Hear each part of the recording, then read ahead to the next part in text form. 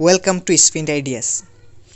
আজি আমি সিলেবাসৰ অইন এক টপিক কোঅৰ্ডিনেশ্যন বা অসমীয়াত সমন্বয় সাধন ডিসকাশন কৰিবলৈ গৈ আছো। প্ৰত্যেকবাৰ এক্সামত 5 মাৰ্কৰ এটা কোৱেশ্চন থাকেই আৰু তোমালোকে যদি মোৰ আগৰ ভিডিঅ'সমূহ চোৱা নাই তেন্তে প্লেলিষ্টৰ পৰা চাই ল'ব পাৰা। এতিয়া কোঅৰ্ডিনেশ্যন বা সমন্বয় মানে কি ইয়াক বুজিবলৈ এটা উদাহৰণ লৈছো। ধৰি লোৱা তোমালোকে ফুটবল খেল এখনত অংশগ্ৰহণ কৰিছা। ফুটবল খেলত কি হয় এজন প্লেয়াৰে অইন এজন প্লেয়াৰক বল পাস কৰে। আকৌ তেওঁৰ পৰা বল পাবলৈ অইন এজনে ৰেডি হয় বা দৌৰি থাকে আৰু তেওঁ বলটো লৈ অইন এজনক পাস কৰি দিয়ে। এইদৰে সকলোৱে সুশৃংখলাবদ্ধভাৱে মিলিজুলি গোল দিয়ে। এতিয়া ভাবা যদি এইদৰে মিলিজুলি ডিসিপ্লিন মতে নকৰি নিজৰ মতে যদি বলটোক কিক মাৰি থাকিলে হয় বহুত দৌৰি থাকিলে হয় গোল দিব পাৰিবনে? সেম সিচুৱেশন যিকোনো ধৰণৰ অৰ্গেনাইজেশ্যনৰ ক্ষেত্ৰতো হয়। তোমালোকে পাই আহিছাই যে মেনেজমেন্ট কৰিবলৈ আমি কিছুমান কাম যেনে পৰিকল্পনা, সংগঠনকৰণ, কৰ্মচাৰী নিযুক্তকৰণ, নিৰ্দেশনা প্ৰদান, নিয়ন্ত্ৰণ আদি কাৰ্য কৰিব লাগে যিবোৰ নেকি এটা আনটোৰ লগত ৰিলেটেড হয়। ইয়াৰ উপৰিও সংগঠন এটাত বিভিন্ন বিভাগ যেনে purchase department, sales department, finance department, production department ইত্যাদি থাকে। লগতে প্ৰতিটো বিভাগত বহুত ব্যক্তিও জড়িত হৈ থাকে। এতিয়া সংগঠনটোৱে লক্ষ্যত উপনীত হ'বলৈ এই বিভিন্ন বিভাগবোৰে এটাই আনটোৰ লগত সম্পৰ্ক বা সহযোগিতা ৰক্ষা কৰা কামসমূহৰ মাজত শৃংখলতা বজাই ৰাখিব লগা হয় আৰু এই সম্পৰ্ক সুশৃংখলতা সংহতি বজাই ৰখাটোই হৈছে কোঅৰ্ডিনেশ্যন। অৰ্থাৎ সংগঠনৰ বিভিন্ন বিভাগ আৰু ব্যক্তিৰ বিভিন্ন কাম-কাজৰ একত্ৰীকৰণ বা সুসংগত কৰা বা সামঞ্জস্য ৰখা বা সংহতি বজাই ৰখাৰ প্ৰক্ৰিয়া বা কাৰ্য হৈছে সমন্বয়। সহজ কথাত ক'বলৈ হ'লে দলীয় উদ্দেশ্যত উপনীত হ'বলৈ সংগঠনৰ প্ৰতিজন ব্যক্তিৰ প্ৰচেষ্টাক সুশৃংখলবদ্ধভাৱে প্ৰয়োগ কৰা বা সজুৱাই হৈছে সমন্বয় সাধন। এতিয়া সমন্বয়ক ভালদৰে বুজি পাবলৈ এটা উদাহৰণ ল'ব পাৰা। ধৰি লোৱা সেলছ বিভাগে প্ৰডাকশন বিভাগৰ লগত কোনো যোগাযোগ নৰখাকৈ অৰ্ডাৰ লৈ আছে আৰু যিবোৰৰ বিষয়ে প্ৰডাকশন বিভাগ জ্ঞাত নহয় যে কেতিয়া প্ৰডাক্টসমূহ প্ৰডাকশন কৰি দিব লাগিব, তেতিয়াহ'লে সময়মতে প্ৰডাক্টখিনি যোগান ধৰিব পাৰিবনে? কেতিয়াও নোৱাৰে। গতিকে এটা ডিপাৰ্টমেণ্টে যে অইন এটা ডিপাৰ্টমেণ্টৰ লগত সমিল সহযোগিতাৰে সংগতি ৰাখি কামখিনি কৰিব লাগে এয়াই সমন্বয়।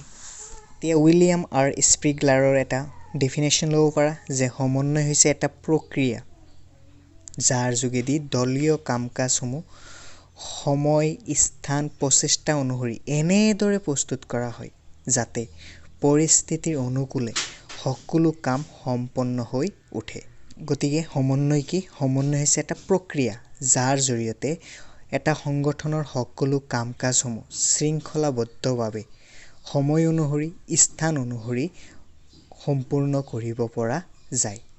ইয়ে প্ৰধানকৈ এটা বিভাগৰ লগত অইন বিভাগৰ সহযোগিতা সম্পৰ্ক ৰক্ষা কৰাক বুজায়। এতিয়া তোমালোকে আৰু সমন্বয়ৰ বিষয়ে ভালদৰে বুজিবলৈ ইয়াৰ বৈশিষ্ট্যসমূহ চাব পাৰা। এক্সামত বৈশিষ্ট্যসমূহ অহা দেখা নাযায় বাবে মই আৰু ডিসকাস নকৰোঁ। If you analyze the previous year questions, then you can find out যে কোঅৰ্ডিনেশ্যনৰ ওপৰত দুই ধৰণৰ কুৱেশ্যন আহে। এটা হ'ল যে what are the importance of coordination for an organisation, এটা প্ৰতিষ্ঠানৰ কাৰণে কোঅৰ্ডিনেশ্যন কিয় গুৰুত্বপূৰ্ণ।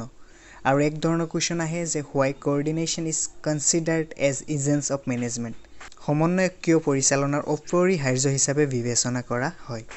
গতিকে প্ৰথম আমি চাওঁ ইম্পৰ্টেঞ্চ অফ কোঅৰ্ডিনেশ্যন বা সমন্বয়ৰ প্ৰয়োজনীয়তা বা তাৎপৰ্য কি। তোমালোকে কোঅৰ্ডিনেশ্যন যেতিয়া বুজি পাইছা তোমালোকে নিজেই ইয়াৰ প্ৰয়োজনীয়তা পইণ্ট ওলাব পাৰা যে লক্ষ্যত উপনীত হ'বলৈ বিভিন্ন ধৰণৰ খেলিমেলি বা বেমেজালি দূৰ কৰাৰ কাৰণে। কিন্তু আমি এক্সামত লিখাৰ কাৰণে NCERT পইণ্ট বা কিতাপৰ পইণ্টবোৰ বেষ্ট হয় কাৰণ এইবোৰৰ যোগেদি মাৰ্ক পোৱাত ইজি হয়। গতিকে আমি কিতাপৰ 5টা পইণ্ট ডিছকাছ কৰিম ডিসকাশনলৈ যোৱাৰ আগতে যদি তোমালোকে চেনেলটো সাবস্ক্ৰাইব কৰা নাই সাবস্ক্ৰাইব কৰি ল'বা কাৰণ যাতে পৰৱৰ্তী ভিডিঅ'সমূহ পাই থাকিব পাৰা লগতে লাইক কৰিবা আৰু তোমাৰ যিমান ফ্ৰেন্ডছ আছে সিহঁতৰ লগত শ্বেয়াৰ কৰিবা গতিকে কোঅৰ্ডিনেশ্যনৰ ইম্পৰ্টেন্সৰ প্ৰথম পইণ্ট হ'ল গ্ৰোথ ইন সাইজ বা অসমীয়াত আকাৰগত বিকাশ সংগঠন এটা যেতিয়া আকাৰত ডাঙৰ হয় বা বিকাশ হয় ইয়াত থকা কৰ্মচাৰী ব্যক্তি পৰিচালক আদিৰ সংখ্যা বাঢ়ি যায় আৰু তেতিয়া এই বিভিন্ন ব্যক্তিৰ কামৰ মাজত প্ৰচেষ্টাৰ মাজত সংহতি বজাই ৰখাটো টান হৈ যায় ইয়াৰ উপৰিও বিভিন্ন ব্যক্তিৰ অভ্যাস আশা তেওঁলোকৰ বেকগ্ৰাউণ্ড তেওঁলোকৰ উদ্দেশ্য বেলেগ বেলেগ হয় উদাহৰণস্বৰূপে কোনোবাই সংগঠনত নিজে পইচা উপাৰ্জন কৰিবলৈ আহে কোনোবাই এটা ভাল পদ পোৱাৰ কাৰণে আহে গতিকে এই বিভিন্ন ব্যক্তিৰ নিজা নিজা উদ্দেশ্যৰ লগত সংগঠনৰ উদ্দেশ্যৰ মাজত একতা বজাই সংগঠনৰ উদ্দেশ্য সাধন কৰাৰ কাৰণে এই বিভিন্ন ব্যক্তিৰ মাজত আৰু সংগঠনৰ মাজত সমন্বয় বা কোঅৰ্ডিনেশ্যনৰ প্ৰয়োজন হয় দ্বিতীয়তে ফাংচনেল ডিফাৰেন্সিয়েশ্যন বা কাৰ্যকৰণমূলক বিভেদন এতিয়া চোৱা এটা সংগঠনৰ যিমানখিনি কাম বা কাৰ্য আছে সেইবোৰক বিভিন্ন ডিপাৰ্টমেণ্ট বা বিভাগ বা সেকশনলৈ ভগাই দিয়া হয় উদাহৰণস্বৰূপে উৎপাদনৰ লগত জড়িত কাম কাজবোৰৰ কাৰণে প্ৰডাকশ্যন ডিপাৰ্টমেণ্ট বিক্ৰীৰ লগত জড়িত কাম কাজসমূহৰ কাৰণে সেলছ ডিপাৰ্টমেণ্ট গোটেই বিত্তৰ বা ফাইনেন্সৰ লগত জড়িত কাম কাজৰ কাৰণে ফাইনেন্স ডিপাৰ্টমেণ্ট ইত্যাদি ইত্যাদি আৰু এই বিভিন্ন ডিপাৰ্টমেণ্টৰ নিজা নিজা উদ্দেশ্যসমূহ বেলেগ বেলেগ হয় আৰু যেতিয়া বিভিন্ন ডিপাৰ্টমেণ্টৰ উদ্দেশ্য বেলেগ বেলেগ হয় সিহঁতৰ মাজত কাজিয়া বা বিবাদৰ সৃষ্টি হ'ব পাৰে উদাহৰণস্বৰূপে সেলছ ডিপাৰ্টমেণ্টে বিচাৰে সেলছ বৃদ্ধি কৰিবলৈ তাৰ কাৰণে যেতিয়া কোনো ডিসকাউণ্ট দিয়ে তেতিয়া আকৌ ফাইনেন্স ডিপাৰ্টমেণ্টৰ লাভৰ পৰিমাণ কমি যায় গতিকে ফাইনেন্স ডিপাৰ্টমেণ্টে হয়তো জোৰ দিব পাৰে যাতে ডিসকাউণ্ট দি ফাইনেন্সৰ লোকচান নকৰে আৰু এটা উদাহৰণ ল'ব পাৰা সেলছ ডিপাৰ্টমেণ্টৰ বাবে কোনো এটা প্ৰডাক্ট যিমানেই কোৱালিটি সম্পন্ন হ'ব যিমানেই ভাল হ'ব সিমানেই সেল কৰাত সুবিধা হ'ব আকৌ ভাল কোৱালিটিৰ প্ৰডাকশ্যন কৰিবলৈ হ'লে প্ৰডাকশ্যন ডিপাৰ্টমেণ্টৰো অসুবিধা হ'ব পাৰে এইদৰে বিভিন্ন ডিপাৰ্টমেণ্টৰ যিবোৰ উদ্দেশ্য আছে এই উদ্দেশ্যৰ মাজত বিবাদসমূহ নোহোৱা কৰিবলৈ আৰু এটা ডিপাৰ্টমেণ্টৰ লগত আন এটা ডিপাৰ্টমেণ্টৰ মাজত সমতা সম্পৰ্ক বজাই ৰাখিবলৈ সমন্বয় বা কোঅৰ্ডিনেশ্যনৰ প্ৰয়োজন হয় তৃতীয়তে টু ইনক্ৰিজ ইফিচিয়েঞ্চি বা পাৰদৰ্শিতা আৰু মিতব্যয়িতা বৃদ্ধি কৰিবলৈ সমন্বয়ৰ ফলত বিভিন্ন ডিপাৰ্টমেণ্টৰ মাজত সহযোগিতা বৃদ্ধি পায় ইনফৰমেশ্যনসমূহ আপ টু ডেট থাকে ফলত কামসমূহ সুশৃংখলতাৰে কৰাৰ বাবে ওপৰা-ওপৰি নহয় আৰু মিতব্যয়িতা পাৰদৰ্শিতা বৃদ্ধি পায় উদাহৰণস্বৰূপে ধৰা হ'ল এটা ব্যৱসায়ে বিভিন্ন ধৰণৰ প্ৰডাক্ট উৎপাদন কৰি ইয়াক সেলছ কৰে আৰু তেনেকুৱা ধৰণৰ ব্যৱসায়ত বিভিন্ন প্ৰডাক্টৰ কাৰণে একোটাকৈ নিজাকৈ ডিপাৰ্টমেণ্টৰে সৃষ্টি হয় ধৰা হ'ল এটা ব্যৱসায় ক্লথছ শ্বুজ আমব্ৰেলা এই তিনিটা প্ৰডাক্টৰ ওপৰত ইয়াৰ ব্যৱসায় চলায় আৰু তেনেকুৱা ব্যৱসায়ত প্ৰডাক্ট অনুযায়ী তেওঁলোকৰ ডিপাৰ্টমেণ্ট বেলেগ থাকিব পাৰে যেনেকুৱা ক্লথছ ডিপাৰ্টমেণ্ট শ্বুজ ডিপাৰ্টমেণ্ট আমব্ৰেলা ডিপাৰ্টমেণ্ট এতিয়া প্ৰতিটো ডিপাৰ্টমেণ্টে যদি নিজৰ প্ৰডাক্টৰ কাৰণে নিজাববীয়াকৈ বেলেগে বেলেগে এডভাৰটাইজমেণ্ট দিয়াৰ ব্যৱস্থা লয় তেতিয়াহ'লে হয়তো তেওঁলোকৰ খৰচ বৃদ্ধি পাব কিন্তু তেওঁলোকে তিনিটা ডিপাৰ্টমেণ্ট মিলি যদি এটা এজেন্সিক বিজ্ঞাপনৰ কাৰণে হায়াৰ কৰে তেতিয়াহ'লে নিশ্চয় তেওঁলোকৰ খৰচ কম হ'ব নেক্সট পইণ্ট হ'ল বেচিছ অফ মেনেজাৰিয়েল ফাংচন পৰিচালনীয় কাৰ্যাৱলীৰ ভিত্তি এতিয়া তোমালোকে জানা যিকোনো ধৰণৰ অৰ্গেনাইজেশ্যন মেনেজ কৰিবলৈ 5টা কাৰ্য প্লেনিং অৰ্গেনাইজিং ষ্টাফিং ডিৰেক্টিং কণ্ট্ৰলিং কৰিবই লাগিব আৰু এই 5টা কাৰ্য এটা আনটোৰ ওপৰত নিৰ্ভৰশীল অৰ্গেনাইজিং কৰিবলৈ হ'লে আমি প্লেনিঙৰ ওপৰত ডিপেণ্ড কৰিব লাগিব ডিৰেক্টিং প্ৰদান কৰিবলৈ হ'লেও আমি প্লেনিঙৰ ওপৰত ডিপেণ্ড কৰিব লাগিব আকৌ কণ্ট্ৰলিং কৰিবলৈ হ'লে প্লেনিং অৰ্গেনাইজিং ডিৰেক্টিঙৰ ওপৰত ডিপেণ্ড কৰিব লাগিব গতিকে আৰু এই গোটেইখিনি কাম কাজ হ'লে সংগঠনটো মেনেজ হ'ব গতিকে প্ৰতিষ্ঠান এটা ভালদৰে মেনেজ কৰি চলাই ল'বলৈ হ'লে ইয়াৰ কাৰ্যসমূহৰ মাজত সম্পৰ্ক ৰক্ষা কৰিবলৈ কোঅৰ্ডিনেশ্যনৰ প্ৰয়োজন হয় সংগঠনত কিমান যন্ত্ৰপাতি কিমান কেঁচা সামগ্ৰী লাগিব ই নিৰ্ভৰ কৰিব তোমাৰ টাৰ্গেট বা প্লেনিঙৰ ওপৰত গতিকে তুমি প্লেনিং অবিহনে বিভিন্ন মেচিনাৰী ৰিসোৰ্স আদি অৰ্গেনাইজ কৰিব নোৱাৰা সমন্বয়ৰ প্ৰয়োজনীয়তাৰ আন এক পইণ্ট হ'ল স্পেচিয়েলাইজেশ্যন বা বিশেষীকৰণ। বিশেষীকৰণ মানে কোনো প্ৰডাক্ট বা কোনো পদ্ধতিক এক নিৰ্দিষ্ট বৈশিষ্ট্যযুক্ত কৰা। আজিকালি ব্যৱসায়ীবোৰে গ্ল'বেল মাৰ্কেটৰ লগত কম্পিটিশ্যন কৰিব লগা হৈ আছে, যাৰ ফলত আজিকালি সকলোবোৰ ব্যৱসায়িক টেকন'লজি আপগ্ৰেড হয়। ব্যৱসায়েও ইয়াৰ বিভিন্ন কাম কাজৰ কাৰণে বিশেষীকৰণ বা স্পেচিয়েলাইজেশ্যনৰ ওপৰত জোৰ দিছে। তাৰ কাৰণে প্ৰতিটো কাৰ্য কৰাৰ কাৰণে স্পেচিয়েলাইজড বা বিশেষজ্ঞ নিয়োগ কৰা দেখা যায়। উদাহৰণস্বৰূপে প্ৰডাকশ্যন ডিপাৰ্টমেণ্টৰ কাম কাজ চলাই লৈ যোৱাৰ কাৰণে এনেকুৱা ব্যক্তিক প্ৰডাকশ্যন মেনেজাৰ হিচাপে নিয়োগ কৰিব যিয়ে প্ৰডাকশ্যনৰ ক্ষেত্ৰত MBA কৰিছে। ফাইনেন্সৰ কাম কাজ চলাই লৈ যোৱাৰ কাৰণে ফাইনেন্স বিভাগত MBA কৰা বা তাতকৈ কোনো উন্নত ধৰণৰ ডিগ্ৰী ডিপ্ল'মা কৰা ব্যক্তিক নিয়োগ কৰে। আৰু যেতিয়া প্ৰতিটো কামৰ কাৰণে একোজন নিৰ্দিষ্ট স্পেচিয়েলাইজড বিষয়াক নিয়োগ কৰা হয় আৰু এই বিভিন্ন বিশেষজ্ঞসকলৰ মাজত বিভিন্ন বিষয়ত জাজ কৰিবলৈ ডিচিশ্যন ল'বলৈ মতৰ অমিল বা বিবাদৰ সৃষ্টি হোৱা দেখা যায়। উদাহৰণস্বৰূপে চেলছ মেনেজাৰে কোনো এটা ডিচিশ্যন ল'লে, ডিচিশ্যন লোৱাৰ সময়ত ক'লে যে মই চেলছ বিভাগৰ বহুত দিন ধৰি আছোঁ, গতিকে মইহে জানো কেনেকৈ চেলছৰ ডিচিশ্যন ল'ব লাগে। তেতিয়া হয়তো ফাইনেন্স বিভাগৰ স্পেচিয়েলিষ্টজনে চাব পাৰে যে তেওঁৰ ফাইনেন্সৰ ক্ষেত্ৰত লছ হ'বলৈ গৈ আছে।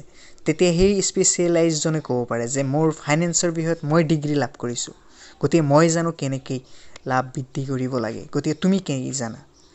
এনেকুৱা ধৰণৰ বহুত তৰ্কাতৰ্কিৰ সৃষ্টি হয়।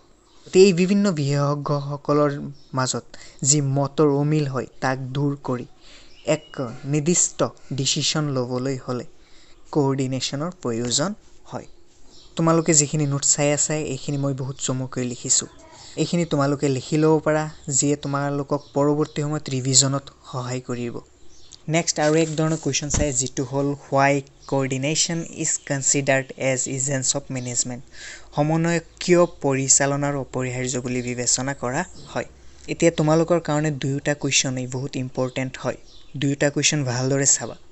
এতিয়া চোৱা, সমন্বয় কিয় পৰিচালনাৰ অপৰিহাৰ্য বা পৰিচালনাৰ ভিত্তি হিচাপে কোৱা হয়। কাৰণ পৰিচালনা কৰিবলৈ আমি কিছুমান ফাংচন সম্পাদন কৰিব লাগে, যেনে প্লেনিং, অৰ্গেনাইজিং, ষ্টাফিং, ডিৰেক্টিং আৰু কণ্ট্ৰলিং। আৰু এইখিনি কাৰ্য কৰিবলৈ হ'লে আমি এটা কাৰ্যৰ লগত অইন এটা কাৰ্যৰ মাজত শৃংখলাবদ্ধতা বা সংহতি ৰাখিবই লাগিব। গতিকে আমি মেনেজমেণ্ট কৰিবলৈ হ'লে এই ফাংচনসমূহৰ মাজত আমাৰ কোঅৰ্ডিনেশ্যন ৰখাটো অতিকৈ আৱশ্যকীয়। সেইবাবেই সমন্বয়ক পৰিচালনাৰ অত্যাৱশ্যক বুলি বিবেচনা কৰা হয়। এতিয়া চোৱা, কিয় সমন্বয়ক পৰিচালনাৰ অপৰিহাৰ্য বুলি বিবেচনা কৰিব পাৰি তলত দিয়া ব্যাখ্যাৰ পৰা বুজিব পাৰি। প্ৰথম, প্লেনিঙতো সমন্বয়ৰ প্ৰয়োজন হয়। কেনেকৈ? গোটেই সংগঠনৰ কাৰণে এটা নিৰ্দিষ্ট টাৰ্গেট নিৰূপণ কৰা হয় আৰু এই টাৰ্গেটটোক কিছুমান ভাগত বিভক্ত কৰি বিভিন্ন বিভাগসমূহলৈ ভগাই দিয়ে। এতিয়া এই বিভিন্ন বিভাগসমূহৰ টাৰ্গেট আৰু মেইন অৰ্গেনাইজেশ্যনটোৰ টাৰ্গেটৰ মাজত সমন্বয় ৰখাৰ প্ৰয়োজন হয়। উদাহৰণস্বৰূপে যদি উচ্চ স্তৰৰ পৰিকল্পনাই চলিত বছৰত 10% চেল ইনক্ৰিজ কৰিব বিচাৰে, তেতিয়া বিভাগীয় স্তৰবোৰেও এইমতে পৰিকল্পনাৰ পৰিৱৰ্তন কৰিব লাগিব। দ্বিতীয়তে, সংগঠনকৰণ কাৰ্যতো সমন্বয়ৰ প্ৰয়োজন হয়। সংগঠনকৰণ কৰিবলৈ বিভিন্ন সম্পদ যেনেকুৱা মানুহ, ভূমি, মেচিন, বিত্ত আদিৰ মাজত আৰু এইবিলাকৰ দ্বাৰা কৰিবলগীয়া কামৰ মাজত সমন্বয় সাধনৰ প্ৰয়োজন হয়। উদাহৰণস্বৰূপে কেইটা মেচিন কিনিব সেইটো সংগঠনৰ ভূমি আৰু বিত্তৰ ওপৰত নিৰ্ভৰ কৰি থিৰাং কৰিব লাগিব। তৃতীয়তে, ষ্টাফিং কাৰ্য কৰাৰ কাৰণেও সমন্বয়ৰ প্ৰয়োজন হয়। ষ্টাফিং মানে তোমালোকে ইতিমধ্যে গম পাইছাই যে খালী হৈ থকা পদসমূহত ব্যক্তিক নিয়োগ কৰা। এতিয়া যিকোনো এটা পদত ব্যক্তি নিয়োগ কৰিবলৈ সেই পদে যি ধৰণৰ ব্যক্তি বিচাৰে সেই ধৰণৰ কোৱালিফিকেশ্যন, এক্সপিৰিয়েঞ্চ অনুযায়ী ব্যক্তিসমূহক নিয়োগ কৰিবলৈ ব্যক্তিৰ মাজত আৰু পষ্টবোৰৰ মাজত সমন্বয়ৰ প্ৰয়োজন হয়। চতুৰ্থতে, ডিৰেকশ্যন প্ৰদান কৰিবলৈ হ'লেও বা ডিৰেকশ্যনৰ কাৰ্য কৰিবলৈ হ'লেও সমন্বয়ৰ প্ৰয়োজন হয়। উদাহৰণস্বৰূপে কোন ব্যক্তিয়ে কোন কাম ভালদৰে কৰিব পাৰে আৰু কাৰ হতুৱাই কোনো কাম কৰাই ল'বলৈ হ'লে তেওঁ কি ধৰণে মোটিভেট কৰিব লাগিব তেওঁ কি ধৰণে কমিউনিকেশ্যন কৰিব লাগিব ইত্যাদি নিৰ্ধাৰণ কৰিবলৈ কোঅৰ্ডিনেশ্যনৰ প্ৰয়োজন হয় আৰু হেহত নিয়ন্ত্ৰণ কৰাৰ কাৰণে আমাৰ কোঅৰ্ডিনেশ্যনৰ প্ৰয়োজন হয় নিয়ন্ত্ৰণ বা কন্ট্ৰোল আমি সদায় আমাৰ টাৰ্গেট বা ষ্টেণ্ডাৰ্ডৰ ওপৰত ভিত্তি কৰি কৰোঁ গতিকে এই ষ্টেণ্ডাৰ্ডসমূহ সেট কৰা লগতে বৰ্তমানৰ কিমান কাম হ'ল হেয়ত বৰ্তমান কাম আৰু ষ্টেণ্ডাৰ্ডৰ মাজত কি কি ত্ৰুটি আছে আৰু এইবোৰৰ ক্ষেত্ৰত কি ধৰণে শুধনি কৰিব পাৰো আদিৰ মাজত উপযুক্ত সমন্বয়ৰ প্ৰয়োজন হয় উদাহৰণস্বৰূপে যদি কোনোবাই টাৰ্গেটটো অবাস্তৱ বা যদি আকাশত চাং পতাৰ নিচিনা কৰে তেতিয়া হলে সেইমতে কাৰ্য কৰাটো সম্ভৱ নহয় আৰু তাক আমি কন্ট্ৰোলিংও কৰিব নোৱাৰি উদাহৰণস্বৰূপে তোমালোকৰ কোনোবাই যদি তাৰ ডেইলি ৰুটিন বনালা যে ডেইলি 20 আৱাৰ্স ষ্টাডি কৰিম এটো কেতিয়াও সম্ভৱ নহয় ইয়াৰ ওপৰত কন্ট্ৰোল কৰিব নোৱাৰিবা গতি তোমালোকে এইখিনি নিজৰ বহিত লিখি লবা কাৰণ কিতাবটো ইমান ভালদৰে দিয়া হোৱা নাই এক্সামত যিমানবোৰ ইম্পৰ্টেন্ট কোৱেশ্চন আহে প্ৰথম লেসনৰ আমি ইতিমধ্যে ডিসকাশন কৰিলো আৰু এতিয়া যদি তোমালোকে যিকোনো ধৰণৰ কোৱেশ্চন এনসাৰৰ ক্ষেত্ৰত কনফিউজ ফিল কৰা বা কোনো ধৰণৰ কোৱেশ্চন এনসাৰ নাজানা কমেন্টত উল্লেখ কৰিব পাৰা মই ডেফিনেটলি নেক্সট ভিডিঅত মই এনসাৰখিনি দি দিম আৰু নেক্সট ক্লাছত আমি এইটো লেসনৰ ওপৰত যিমানবোৰ শৰ্ট কোৱেশ্চন হ'ব পাৰে তাক আমি ডিসকাস কৰিম